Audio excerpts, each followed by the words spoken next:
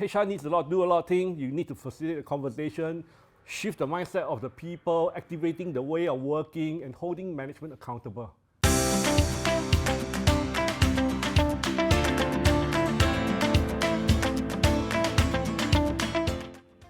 I think the awareness of the need to be high performance, to be high agile team is something that everybody is aware. The question is, how can you activate that, leveraging off the energy so that you have building a high performing team in the organization? I think we play a really critical role. I think we sit in the helicopter and watch how different individuals are interacting with each other. We are there to make sure that we leverage the strengths of the team, but we're also there to identify where maybe there are gaps and where perhaps we also need to bring in a different skill set, a different background, a different knowledge, expertise. I think that the real principal skill, which again is not that common, is that ability to be the conduit and a great collaborator across that group, but really being able to stand back and have that very kind of black and white sort of view around genuinely the performance of the individuals. Are they really working collectively, collaboratively? And when they're not, intervening in a way where people come together rather than get pushed apart. And I think that's the unique skill that I think in a future agile environment, HRDs really need to excel at. They should be trusted by everybody, and that's where that trust and things staying in a vault is essential.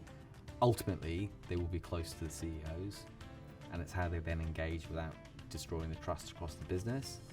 CFOs and HRDs have to really have a strong relationship as well, and ultimately they're a key part of the overall team. Right, so the leadership competencies that we look for today might be very different from what we are looking for 3 to 5 years later. Perhaps in the past we needed a very business-minded leader, but in the future, looking forward, we need someone who is very agile for transformation, digitization, rallying the organization around the transformation that we need to make as a business.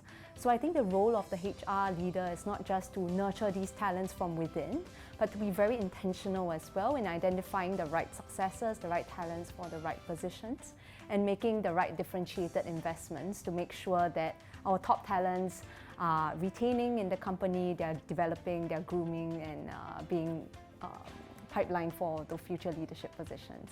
The whole disruption of the pandemic has caused chaos not only in the marketplace but also in the factory. So when we talk about building a high performance team, I think it's a huge challenge because you cannot just do it as a per event, but you have to do a cultural transformation of the organization. I think the first step is to really understand the business problem, right? To understand what kind of business transformation the organization needs over the next 3 years, over the next 5 years, and then really identifying what skills we need in the bench strength of our leadership team to enable that transformation to happen. There's a saying from McKinsey, but it's so simply true. It's called 75% of the company failed in transformation because they failed to transform people.